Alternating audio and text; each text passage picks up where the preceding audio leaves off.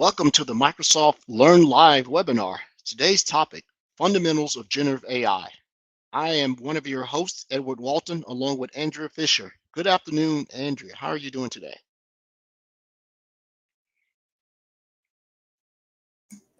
Good afternoon, everybody. I am Andrea Fisher here and excited to talk about the fundamentals of generative AI with my buddy, Edward Walton. Interesting topic.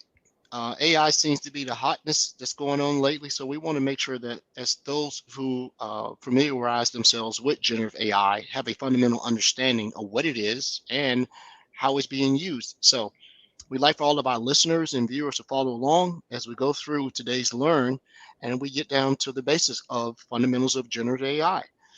Andrew, before we get started, you want to tell our listeners a little bit about yourself? Absolutely. I am Andrea Fisher, as I said. I am a security technology specialist at Microsoft covering Copilot for Security, which is our generative AI tool for the security team. Been at Microsoft 12 going on 13 years and in IT for 1,000 years. And I sit in Tampa, Florida. Great. My name is Edward Walton. I'm a global black belt for Microsoft Defender 365 as well as Microsoft Sentinel. I am dabbing into the exciting world of generative AI as well as Copilot for Security. I live in Atlanta, Georgia. I've been at Microsoft for around 8 years, not quite as long as Andrea. And she and I work together on occasions. And so we were excited to come together and do this Learn Live event.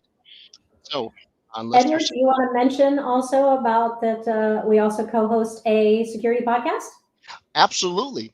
To our listeners, I hope we do have some listeners on this webinar as well as our podcast. Andrea and I are the co-hosts of the Microsoft Security Insights podcast. It is a weekly show highlighting all things Microsoft security.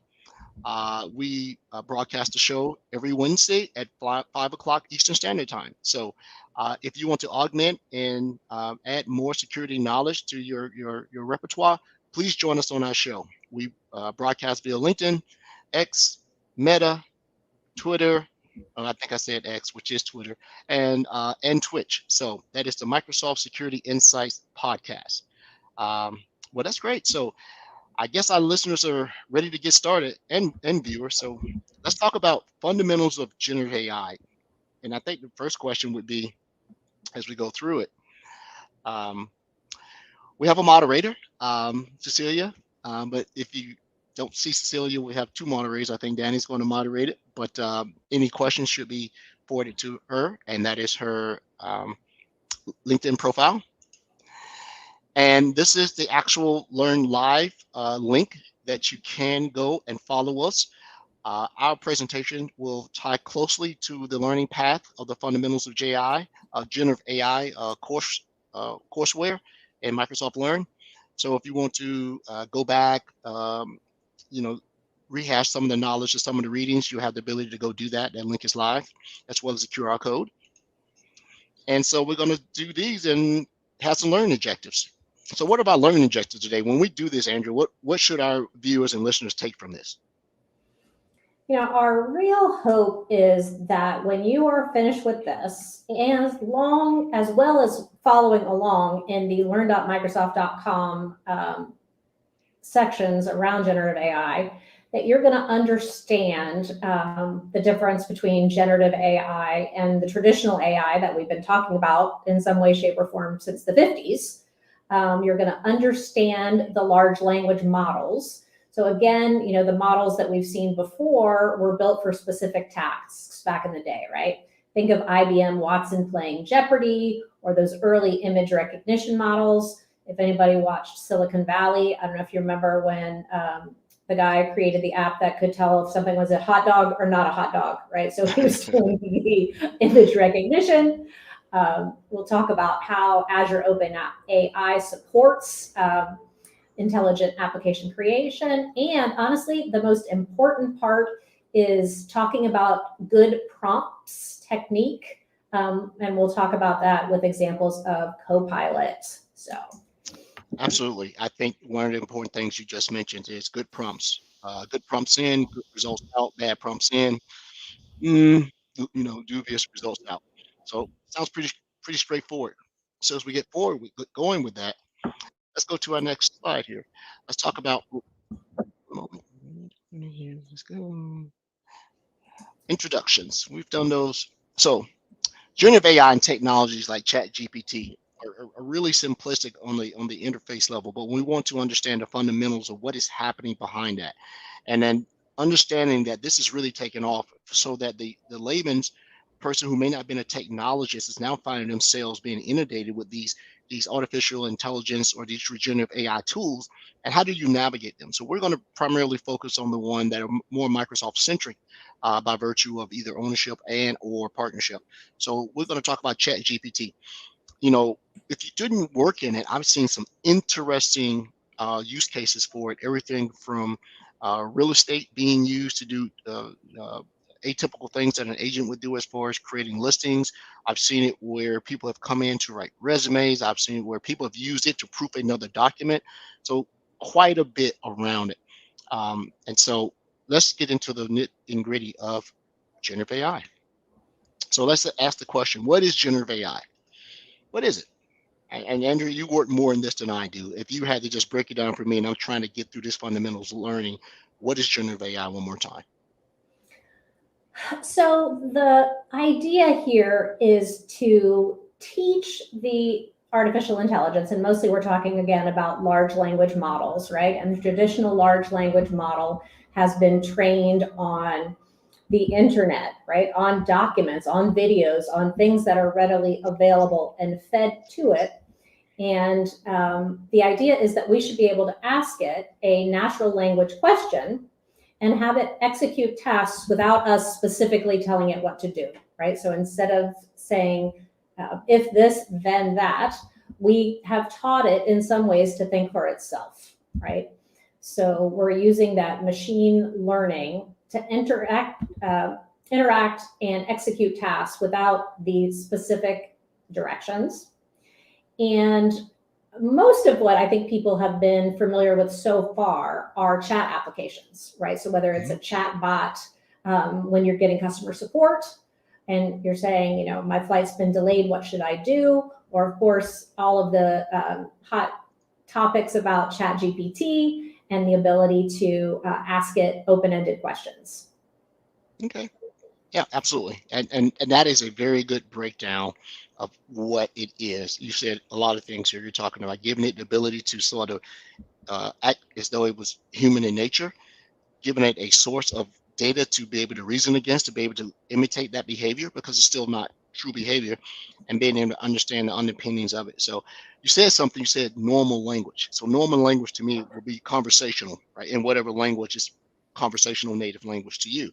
So when we look at that, let's talk about what normal language look like.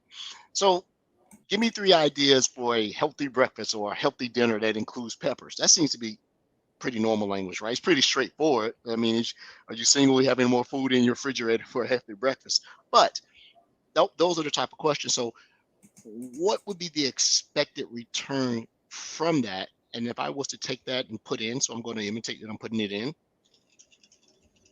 into your generative AI interface of choice, but we are focusing on Chat GPT, I would expect that some of the answers would come up and look like this. Uh, Egg and pepper scrambled, dice up some bell peppers and saute them in a pan. Okay, all right, we can do that. Peppers and avocado toast. You know, it gives you a little bit of a pretty straightforward recipe. Actually looks pretty good, and then it gives you some healthy tips around why avocados are great for you. And then the last, a breakfast burrito and with peppers. So it gives you an answer that you can tell that it may be pulled from a repository of recipes of a sort. And that could be anything in the background. It could be an atypical PDF from Martha Stewart's favorite recipe book, or it could just be someone's on a social channel.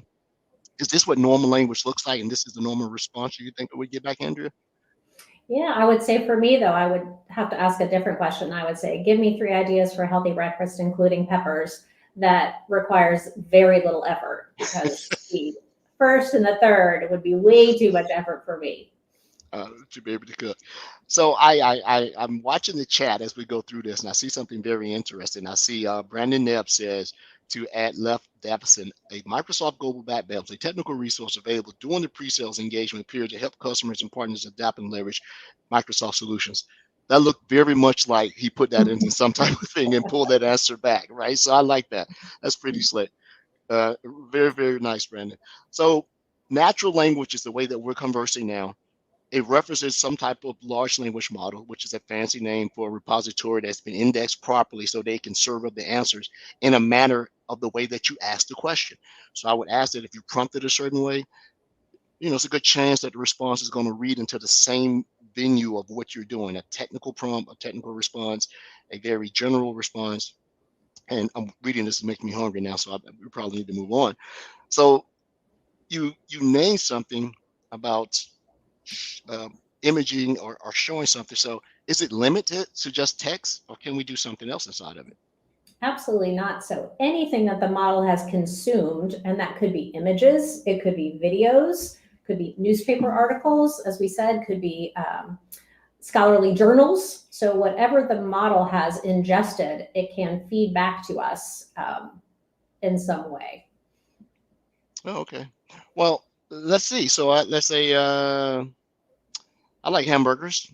And let's see something that probably doesn't like hamburgers. I don't think I've ever seen an elephant eat a hamburger. So if we were to feed this into an applicable generative AI solution that could pivot on images, would it give me something like, ooh, an elephant eating a hamburger? That hamburger is big as the elephant. It So you, is, again, showing some of the limitations that we're talking about right here, right? Is it can only guess what you want to. Someone said this to me, and I thought it was a great way to say it is, as smart as the models are, as smart as AI is, it's ingested all of these different pieces and parts, it's still kind of dumb, right?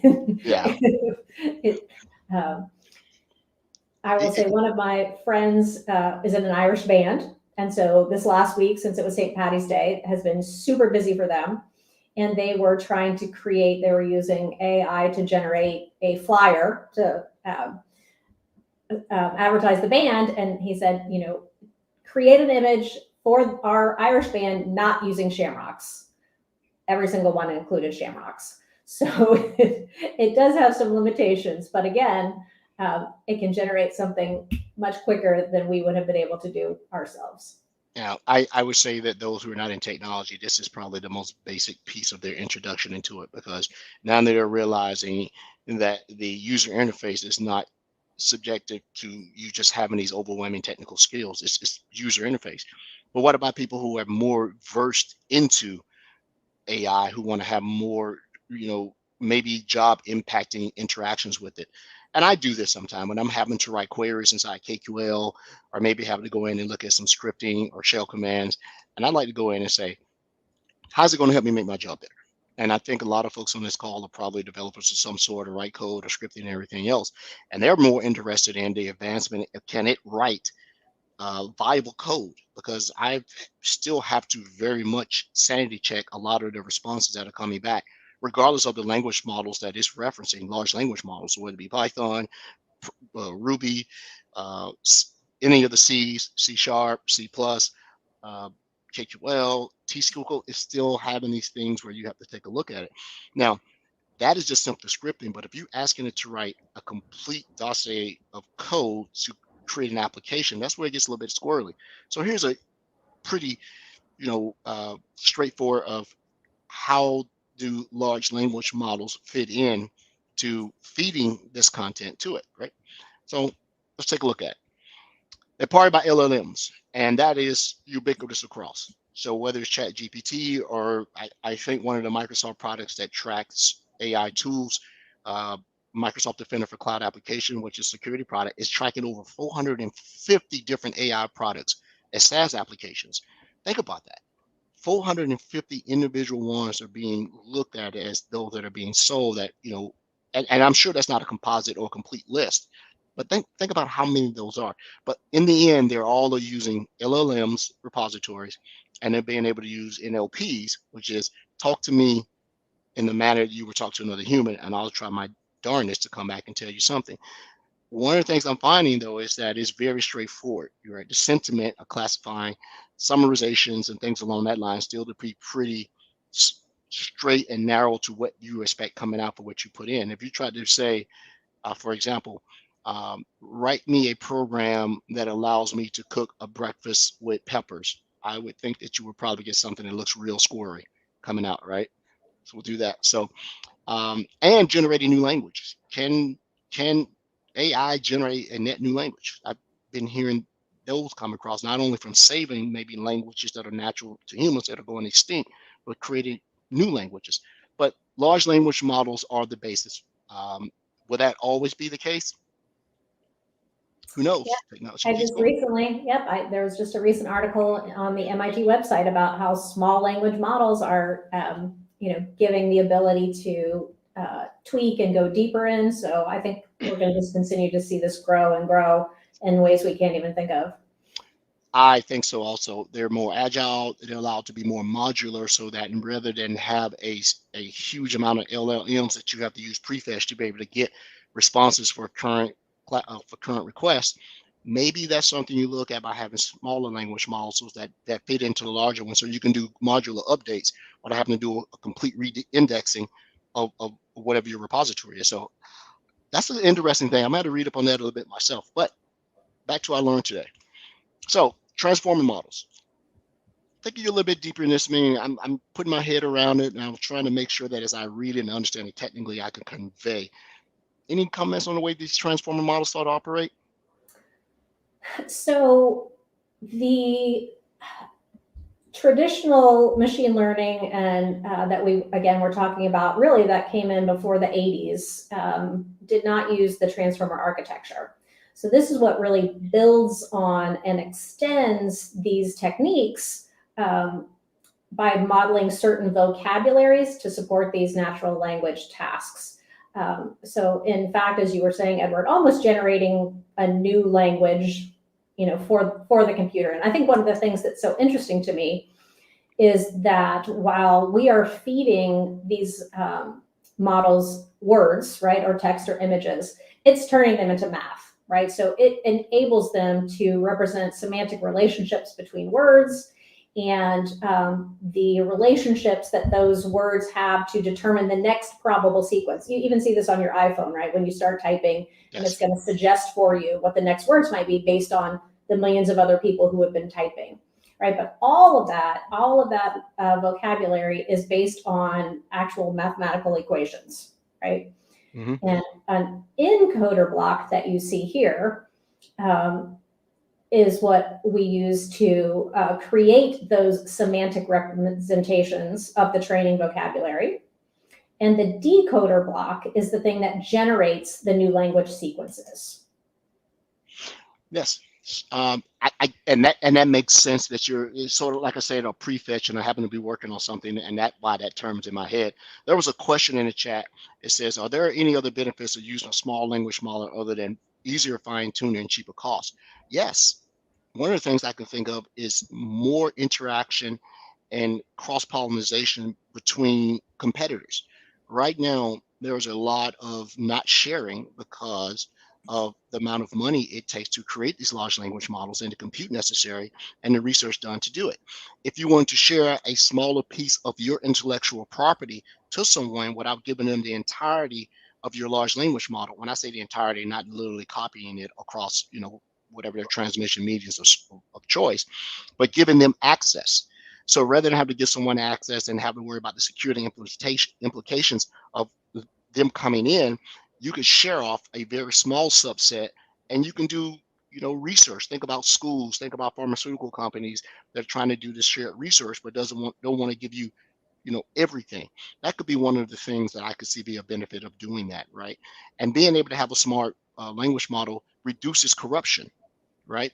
There is corruption and inconsistencies in LLMs, right? They still have to be maintained and care and feeding. So it's easier to care for a smaller one. And I think I hope that answers the question to one of our watchers here. Yeah, thanks for, so we have the transformer models. And so now once we have the transformer models, how do we take, once again, normal language and put it into the thing that you said, math? So we're going to math, and when you're training in a transformer model to decompose the text into tokens, right? Tokens is just a unique text value. It's think of a cipher, right? If you had ciphers from back in the day, the way that you wrote the code was to actually have the key to the cipher. And so if you go in and you start tokenizing certain phrases, words, letters, alphabets, and numbers, you don't really see them tokenizing numbers in the numerical sense, right? You see them tokenize numbers in a uh, you're the journalism person. Instead of saying one for one, one may equal, the phonetic ONE. So tokenization is just giving a mathematical equation or a tag to a system of words that you're putting in for the encoder and or what it subsequently uses the next time for the decoder. I think that's the way we go through it, right? So you can see it represented here that if I am taking a natural comment, I heard a dog bark loudly at, and then it gives an example. A is already tokenized as a three. So now you have three tokens as far as the decoder, the encoder, cat, meow, and then you have something that's nonsensical, a skateboard, which is 10. So it goes so on. Our skateboard may not be relevant to the natural language model in here. It is a reference point. So tokenization is being able to apply the math to the natural language. I think I'm on point with that. Is that about right, Andrew? Sounds about right. Yeah, I will say that this example that we see here is meant for illustrative purposes. When you are dealing with a large language model, it's not always a single word or letter for the token, right? So it could be, I heard A is the first chunk of the token, right? So this is, like I said, just an illustration so that everyone understands, meant for learning purposes. Okay, makes sense. And so now we start looking at embeddings. And so it's convenient to represent tokens, like you said. This is for illustration. A token, numerical value or mathematical value per word seems to be very inefficient.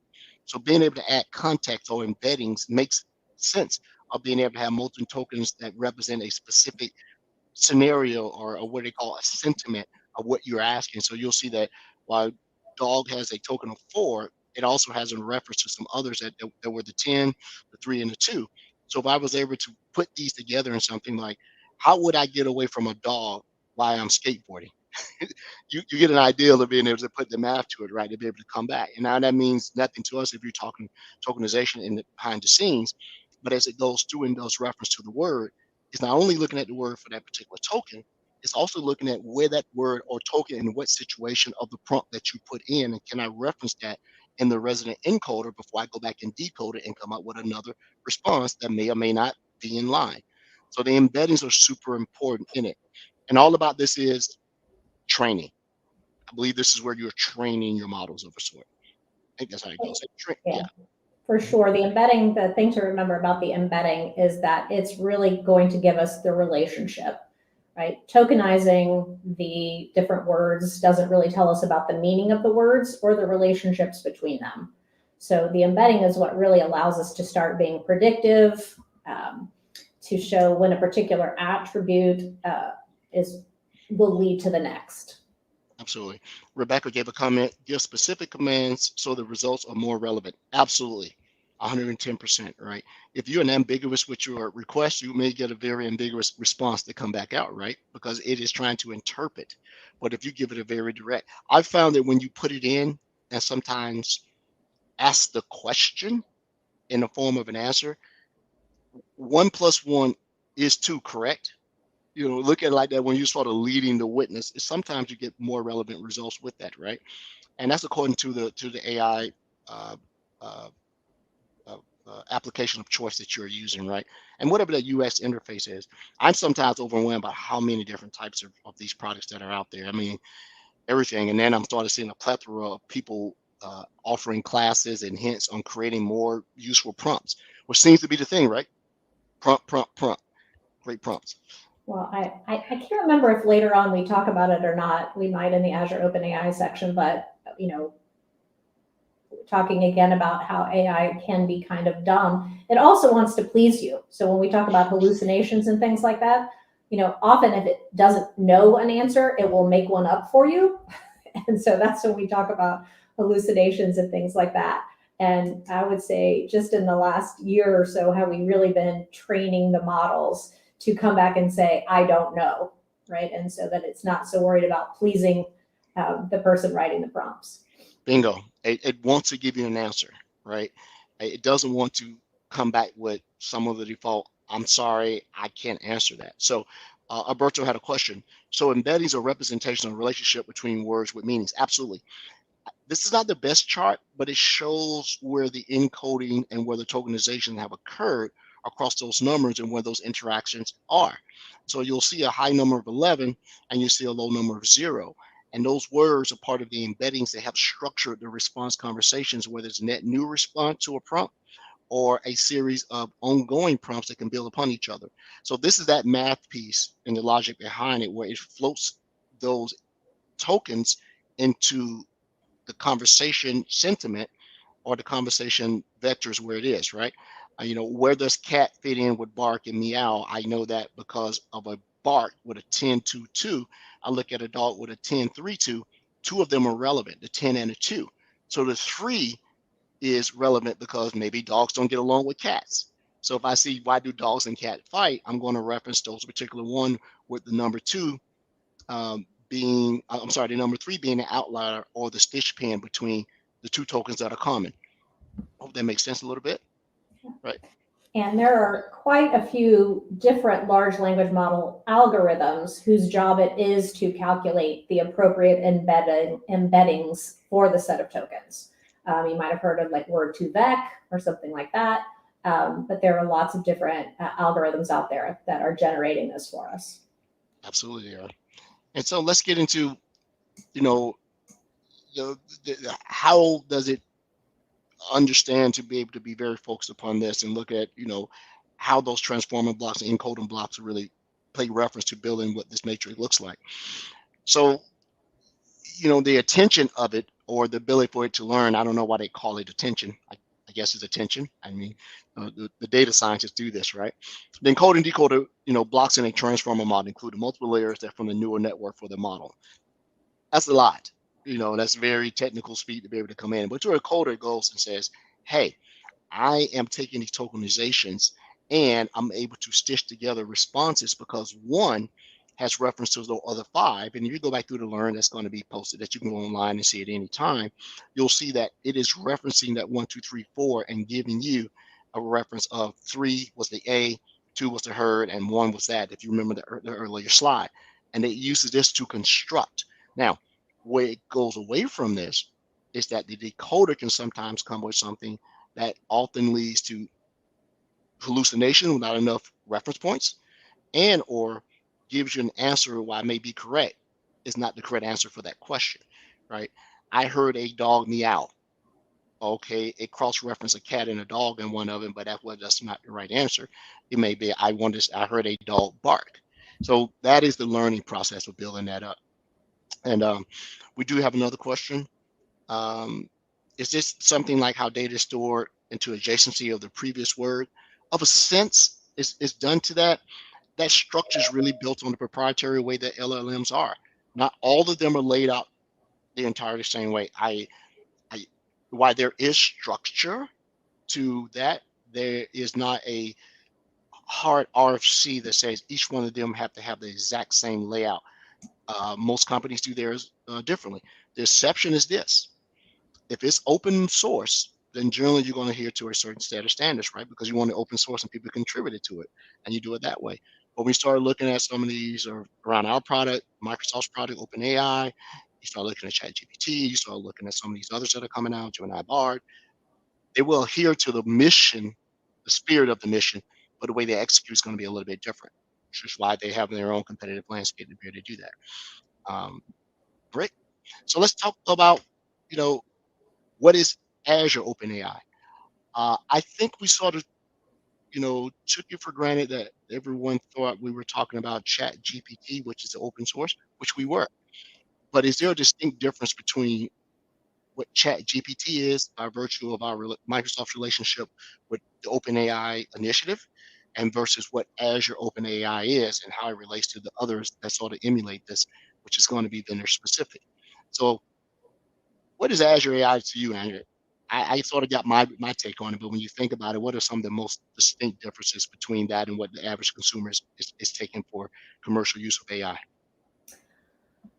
Well, the Azure OpenAI service, is specifically Microsoft's cloud solution for deploying and hosting large language models.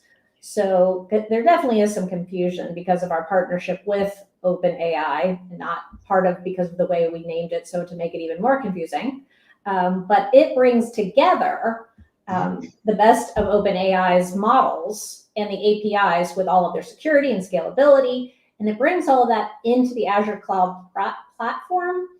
And the thing that gives us, right, is that same benefit of keeping all of your information to yourself, right? You're using these large language models, but you're not sharing that information with anyone else, not even with Microsoft.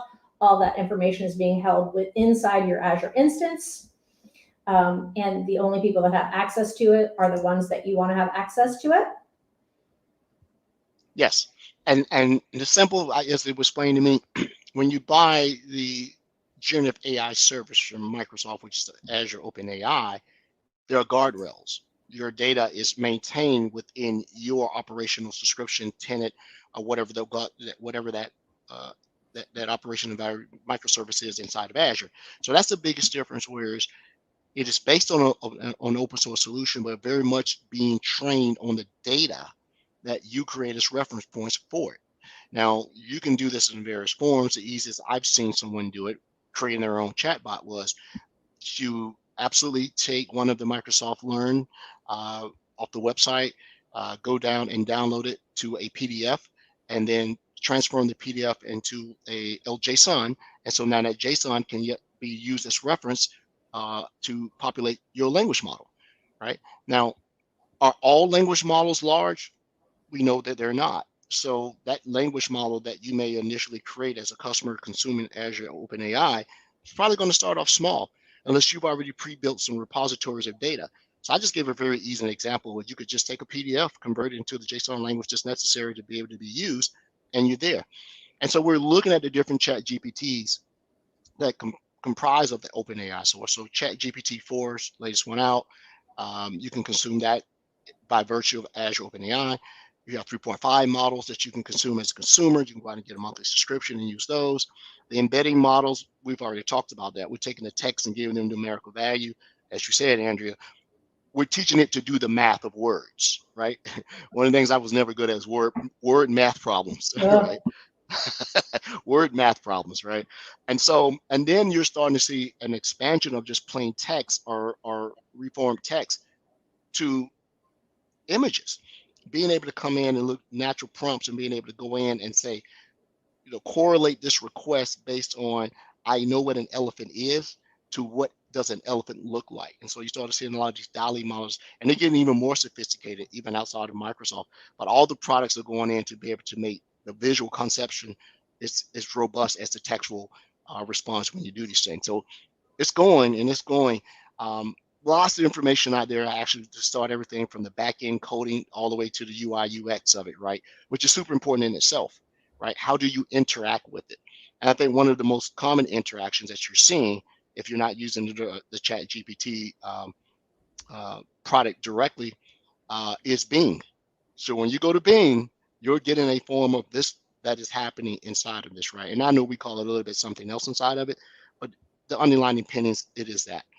So I if we think the go, really important part about that, though, is that with the Azure OpenAI service, right, you can immediately deploy the GPT-4 model or the GPT-3.5 model and start using it from there in an application. But you can use that just as an existing foundational model, just a starting point. And as Ed was saying, was like the PDF or whatever, right? You can bring in your own data to train it even further. So it's not like you're using the same open source that if you go to the GPT website, you can bring your own data into it, right? Which is what we call fine tuning, and lets you train your own custom model that builds on that pre-trained model. So that works for your particular scenario. Like a law firm might fine tune a model with text from existing contracts or other legal documents to help generating contractual content in the future. Yeah.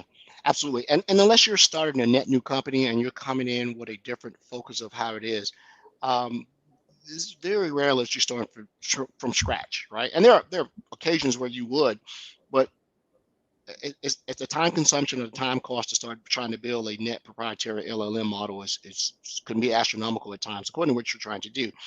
But very rarely, if I've had to go in and try to do something on a project, I've had to start from scratch, right? You can actually use the product to go out and look up, hey, are there any models that support this, what I'm trying to do?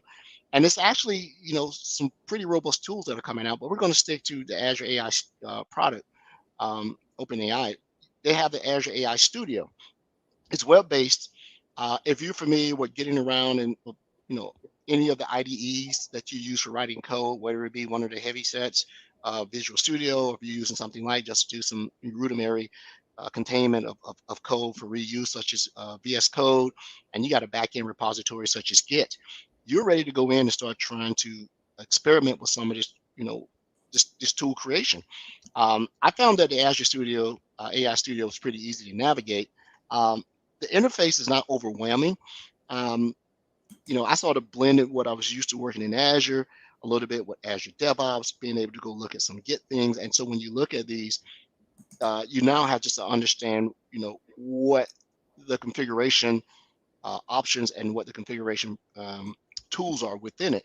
Now, the Azure AI Studio, I'm not 100% sure. I do believe that this is free just to get inside the tool. The actual use and the calling of the indexes or the LLMs is what generates cost. But this is pretty straightforward. I didn't find it intimidating at all when I first got into it and started looking around. And by no means am I a coder. I am a security specialist. So my foray into AI is how to secure it, because while there's great power, there's great abuse, right? That's a whole different subject that's going to come up on this. But when you first saw this, Andrew, did you think it was going to be this simplistic when you saw this little studio come across? No, honestly, I really enjoyed. I first went in and I built my own KQL chatbot, right? Fed it a bunch of information on KQL queries. If anybody doesn't know, that's the Custo query language that we use inside a lot of the security stuff. But and built my own KQL chatbot. This was before the days of Copilot for security that we'll talk about in a little bit. But that's a skill that a lot of people wish they knew better. So just to be able to go in and ask it, right? Give me a KQL query to show me all the failed sign-in logs in the past 24 hours is a whole lot easier than having to go into the tool and figuring out the query. So that was super fun. And I will tell you, there's a lot of blogs out there. If you just did a quick search in Bing or Google, asking for how to build your own chatbot in Azure AI Studio, there's quite a few of them out there that give you a lot of great step-by-step instructions. But I will also warn everybody, just since we're sitting here, it can be pretty expensive. So keep an eye on your Azure expense if that's something you're worried about. Mm-hmm. Yeah, because it's powerful. It is allowing you to, deploy, test, and develop your, manage your large language models. When you look at it that way, it is, if you don't have it, you can import it. And now when you import it, when you quest against it, I think I heard someone say quest against the knowledge. I don't know if that's an actual developer's term.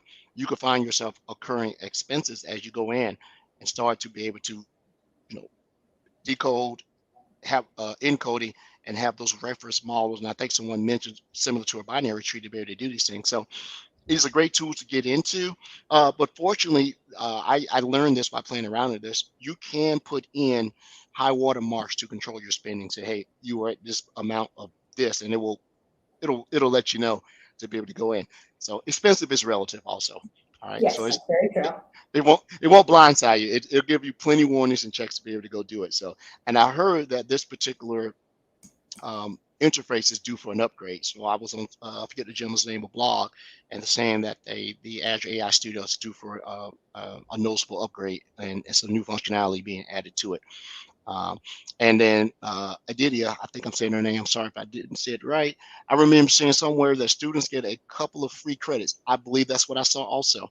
I think it's a special program you have to go through. I know that if you go through Azure, you can just say you're a student, right, and get a student thing. I think this has a little bit more checks and balances to do it, but I haven't heard that it was onerous to get completed. So, but I think you could go to, if you go to visualstudio.microsoft.com, you can get some of those, either the education credits or I think everyone could get limited Azure credits for a free month, for a monthly trials. absolutely, it is worth getting here and playing with for those who have, Azure DevOps or GitLab or GitHub or any of those Atlassian that they can get around. It's different looking interface, same same approach to be able to do these things, right? Build, deploy, test, fork, come in, same thing. So being able to come in, we've talked about the fundamentals, and this is absolutely the fundamentals of generative AI. I know we have developers that listen to us. There are going to be subsequent webinars that are going to get into the different layers, but we did this for a particular reason, this particular webinar, because with all of the talk about generative AI, which seems to be ubiquitous across whomever, I won't say that Microsoft coined the phrase, but it's more attributed to Microsoft, which is copilots. And this happens to be your realm of expertise. So I'm going to ask you, Andrew, what are copilots? So right now, those of you who have been watching the MS Secure notifications or reading any of the blogs, you can see we now have a Copilot for everything, right? But for us, copilots are the new category of large language models that are integrated into other applications like Entra ID or Intune. And they provide a way for our users to get help with common tasks from that generative AI model. So they're based on common architecture, so developers can build their custom copilots for various specific applications or services, right? You may have seen, we talked a little bit about earlier, you may have seen there's Copilot for GitHub, right? Which will help you secure your code, run through there, make sure that you don't have any secrets. I'm not a developer either, so I don't know that I can talk specifically about it. But I think we have about 15 different Copilots. There's a Copilot for sales. There's Copilot in M365. And you may already see it within the products that you're using. Like one of my favorite features is the Copilot in M365, where if y'all are anything like me, if someone sends me an email string that has more than like 3 back and forths, I'm not reading it, right? I just usually send it back and I'd be like, tell the sender, summarize this for me. Now I don't even have to do that. I can ask Copilot to summarize the string for me. Or what did I miss in a Teams chat? If y'all have one of those Teams chat that everybody talks in all day long, you can just go in and say, summarize this chat for me. Yes, I came to the Copilot game a little bit late, but I am impressed. I am a believer. As I understand it, there are 22 different Copilots, right?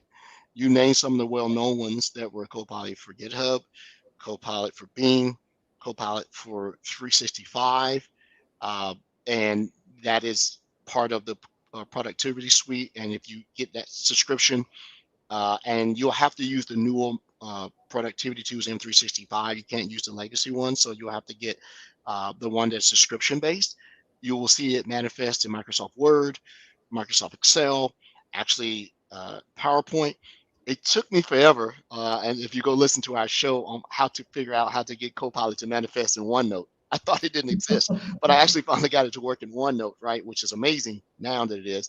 And so you talked about Teams, you talked about we talked about Dynamics, which now there's a Copilot for Dynamics and sales that it can come in and summarize sales related conversations inside Outlook. I saw that today.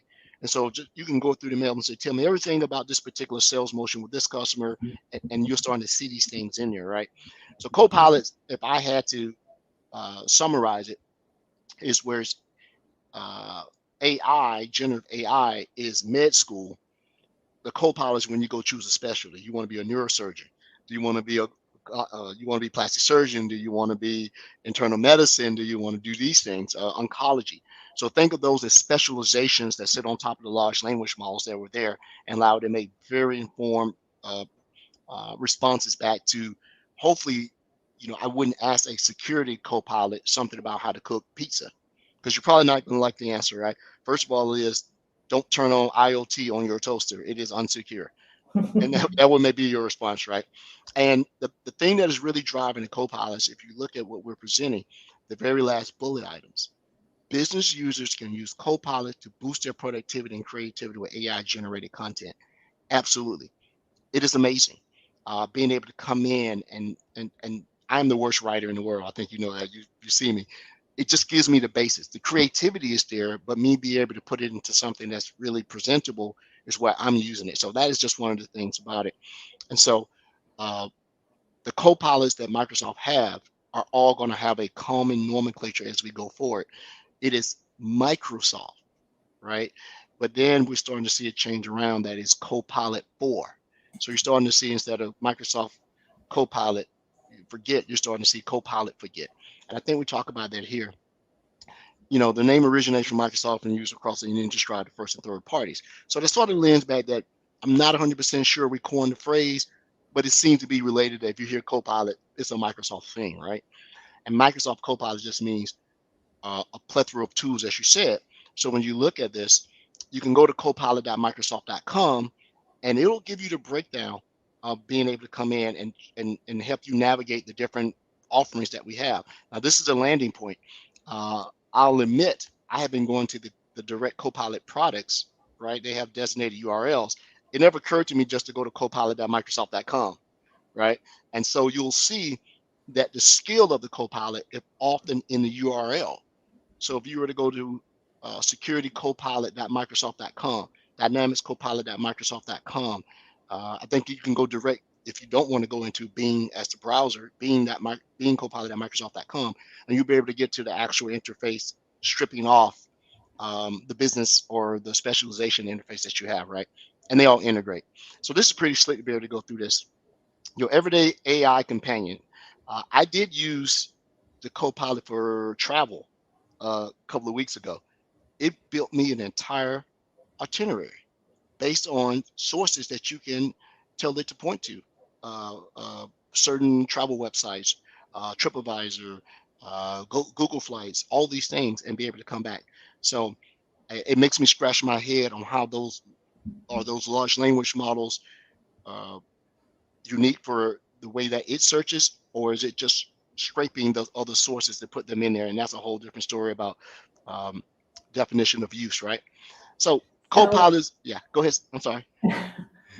I just wanted to say two things that the term co-pilot is certainly purposeful, right? You can say we're not calling it pilot. We don't expect this to take over, right? This is meant to guide you on your journey, whether that again is in a productivity application, right? And we use that term Microsoft Copilot is when we're talking about the first party, the Microsoft applications.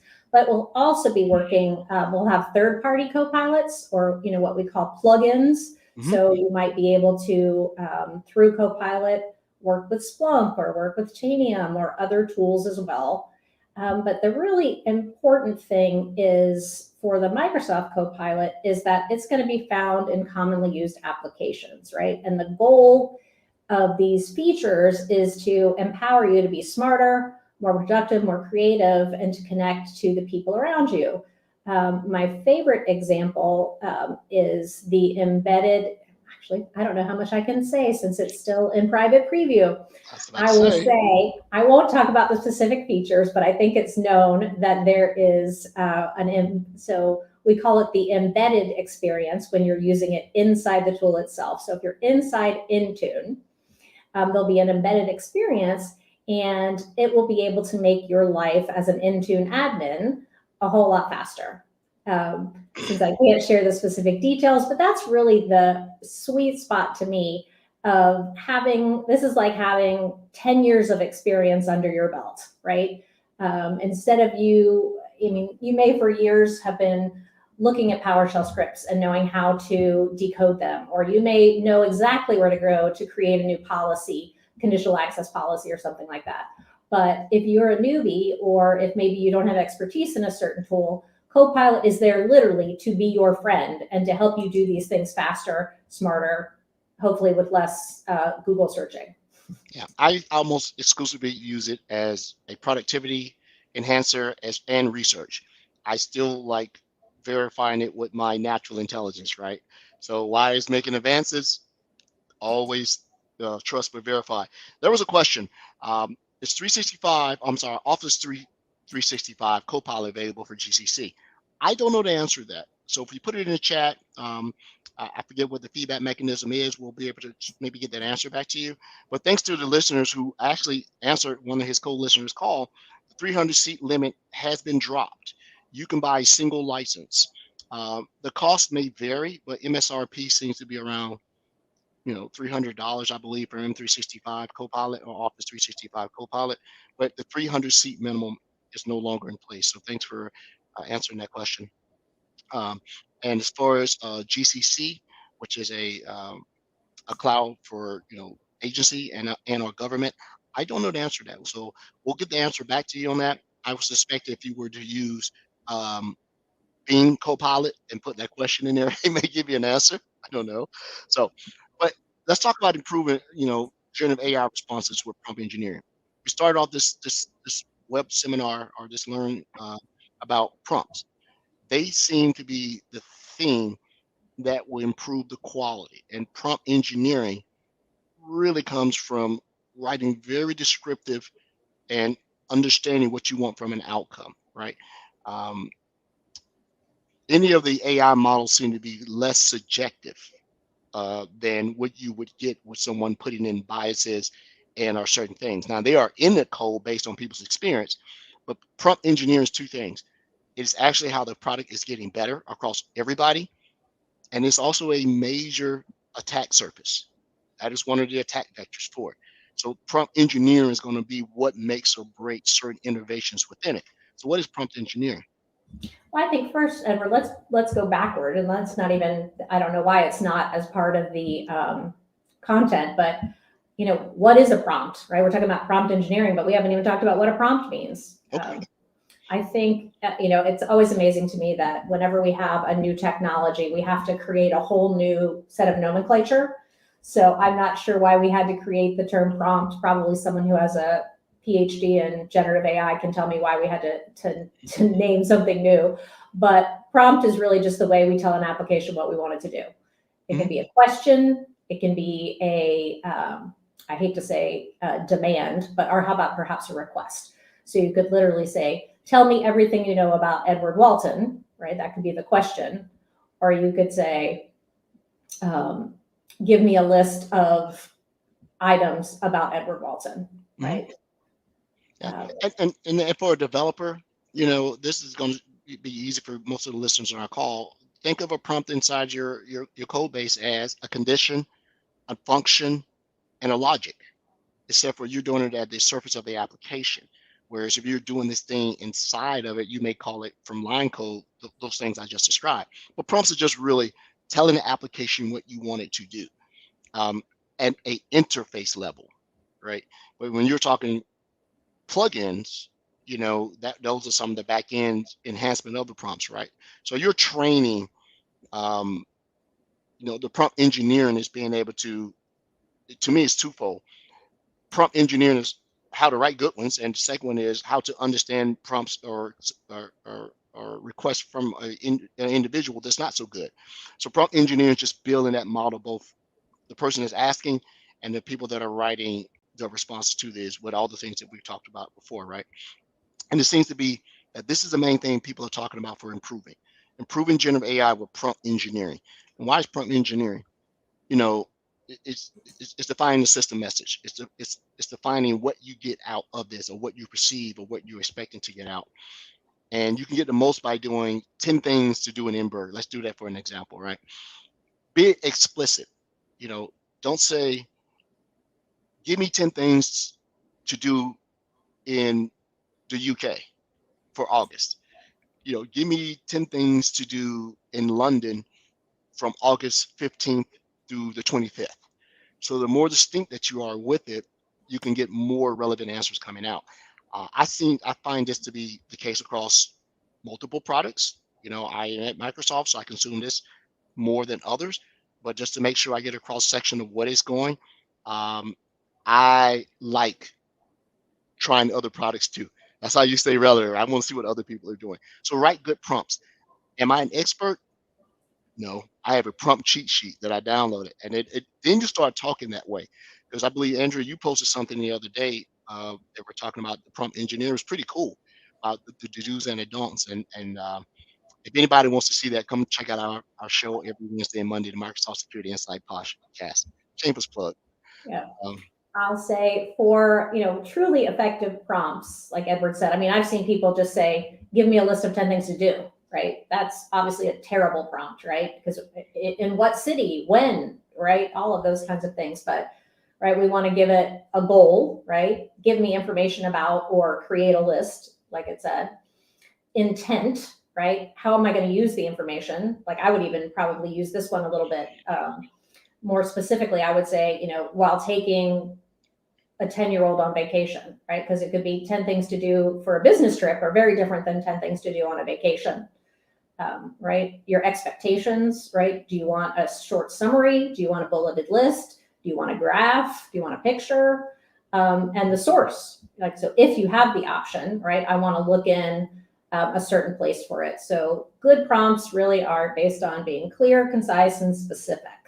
I think are the key. yeah, and practice. It's like anything else, right? It's practice, being able to come in and understand, and your your efficiency is going to really be mostly probably geared toward what you do for a living. So there are two personalities I'm finding that when I'm using copilots. I have a professional persona, and then I have a consumer, a private persona, which is totally different, right?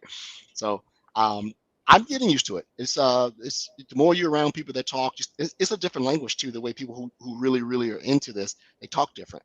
Like the way that I'm listening to a developer talk, right? You stay around long enough, you start to pick up certain things. For proven examples, right? LLM supports zero-shot learning where representatives can be generated without prior examples. Well, this lends back to what is the underlying reason that it can take a haphazard guess or educated guess, which is what we're talking about. Zero-shot learning is an educated guess based on code, decodes, the embeddings, and the matrices, right? Those contribute those prior slides contribute to an educated guess. So, but those educated guesses are also sometimes augmented by machine learning. Machine learning is just artificial, indexing super fast to look at how I can do this without further training. So it builds upon each other. So when I saw zero shot, I had to put my head around it and I simplified. I say, oh, it's an educated guess, right? Without having a prior example. Prompts can include grounding data to provide context. Now, this one was just repetitiveness, right? How it does that is looking at um, what you have asked before and being able to, when you give feedback, you have the grounding data. That is either the way that the product of choice that you're using is taking and valuing that response back. Because we don't often tell any of the co-pilots, wow, that was a great response. Thank you so much for that information, right? And so how does it learn uh, for you to come back? So it learns in a number of ways. It also learns if you continue to ask the same question or prompt it in a manner that's making it go check the same matrices or embedded indexes. So it's starting to learn that, hey, I may not be giving the right answer because Edward has asked this question 15 times with small variations, which is now causing me to go look at other token, possibilities. So with the tokenization leads to the association, that leads to the binary tree like embedding, and that's how you see it. So I would highly recommend, though, being very polite when you are interacting with your AI so that when they do become sentient and take over the world, they will remember that you were polite. yes. So when our robot masters get us, they'll know that I was one of the nice ones, right? Feed, right? So when we go back to it, let's exercise. So one of the most readily available ones, and it's free, relatively speaking, is if you have an updated browser, Edge, and you have opted in, um, or it may just be ubiquitous with any new deployments of Windows 11, Bing with Copilot. Um, I actually like it. It's pretty good for what it does. I very rarely find myself putting something in a generic search banner, whether it be at the top, in the middle, no DuckDuckGo, no Google. I'm just in it now, and it's my first rational look for something, right? So it's an exercise to go in. Let's take a look. Explore generative AI with it and see what we get. So anybody on the call, I would open up a browser, go to Bing, and search Andrew Fisher and Edward Walton and say, Edward Walton, Andrew Fisher, don't scream, are the hosts of what top level security podcast that airs so and so, and see what you get back. Um, and so if you look at it, um, lots of potential, lots of learning. You can insert yourself in anywhere in this technology wave. You can be one of the designers and developers in the back that are creating and help optimize these large language models. You could be one of the forerunners that are sitting here saying that the next iteration of small language models. You could be one of the folks that can generate the UI and the UX fix for it, which I find super exciting, the way humans interact with it rather than just text. But think about Star Trek, computer, do this. And now you're going to see these things come across, right, and be able to do that. So start off with being Copilot. Once again, very fundamental course here. Stay tuned for the more advanced courses where we get to talking to ones and zeros.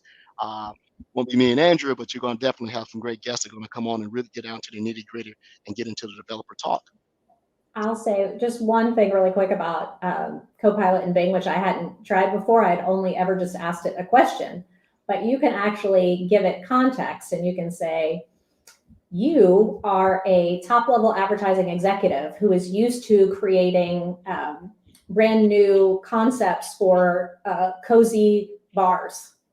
And then it will answer you in that specific way. Like I said, I've never done that before, but I saw someone's blog and was going through it. And it was so much fun just to see you set that context, right? And that's kind of what we've been talking about before, but I hadn't really thought about it. And like, we're telling it who you are, right? You're an advertising executive, you're a novelist, you're, whatever, a rocket scientist. Answer as if you were that person. So that might be, if you're trying it out, might be something fun to try.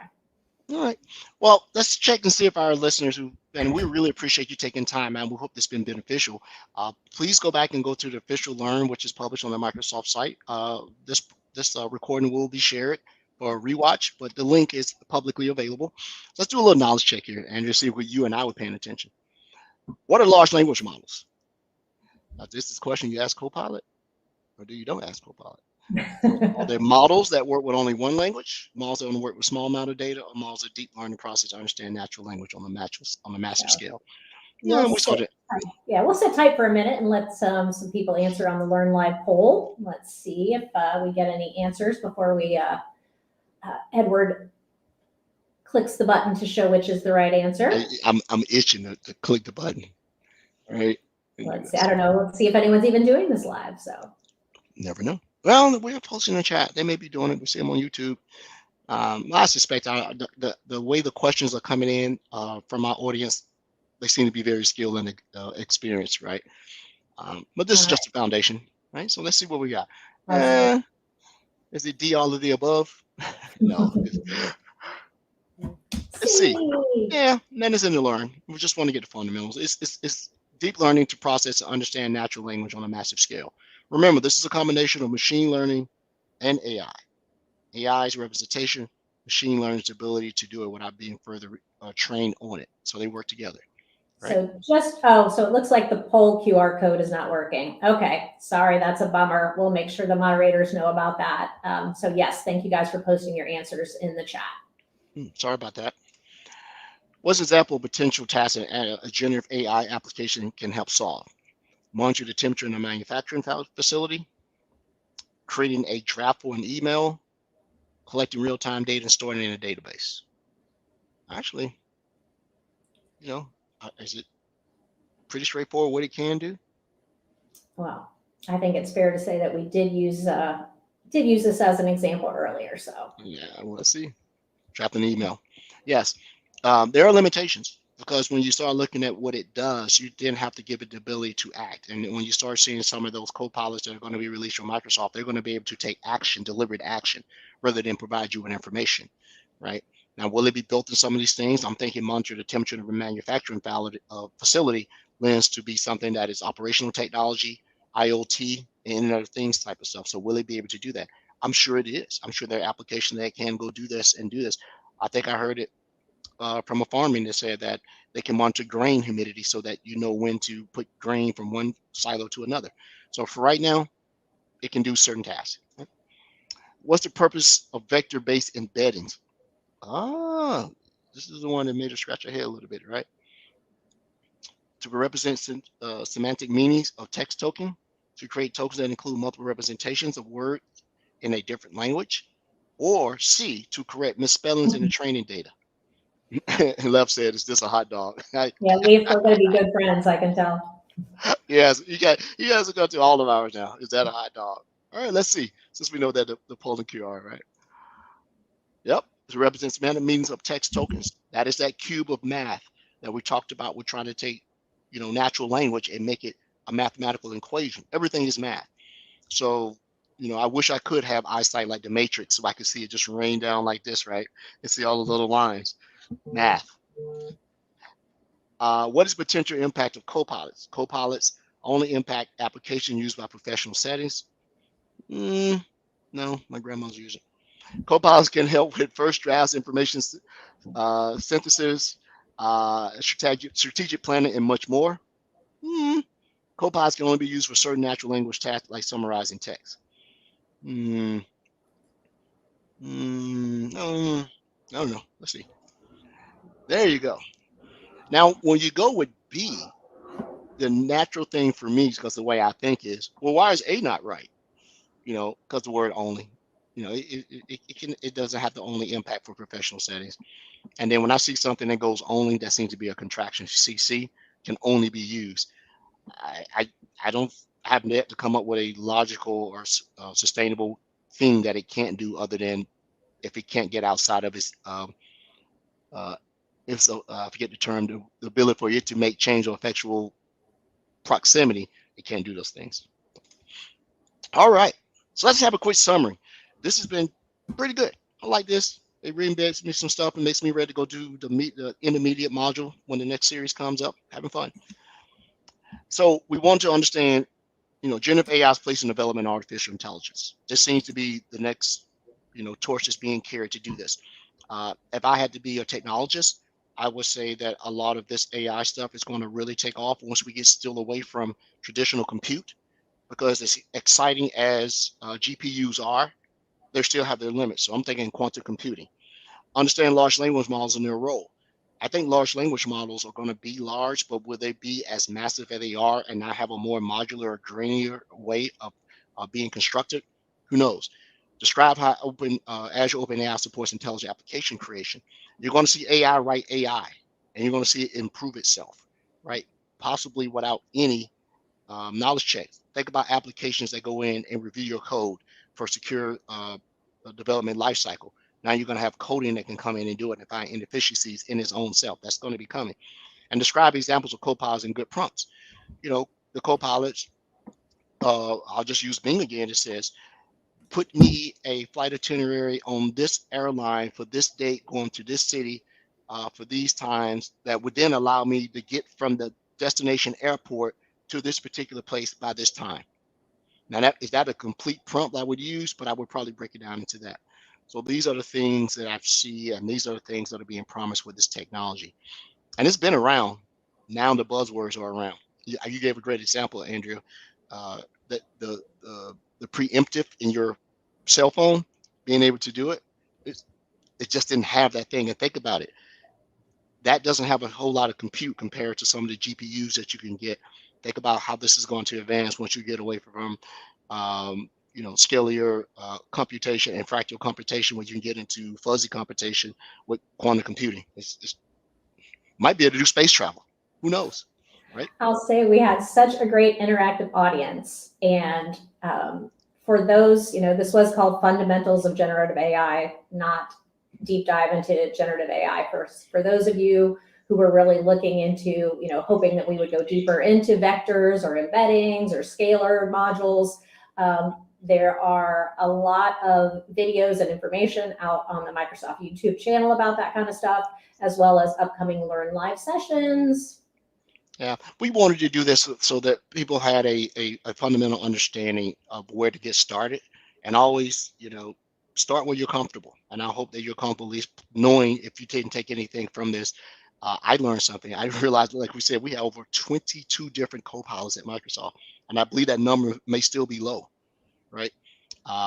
But I'm excited about for the particular copilots that you and I work on, Andrea. So Absolutely. we'll really be able to talk here in about 30 days. I mean, 15 days. We're ready to say some good stuff, not get in trouble. So everyone, thank you so much for coming on. Um, if you would like to come in and have more resources, hopefully this QR code works. It will be able to take you directly to a bunch of links that will then give you a breakdown from beginner to intermediate to advanced. You'll be able to go do this. I think that our audience will probably fall in the middle, if not the advanced, but at least you don't have URL and string fatigue. We'll put it all in one good place for you and think. And here's the actual learn live with the actual number. I'll leave it up here for a second. Scan the QR code that you can have it.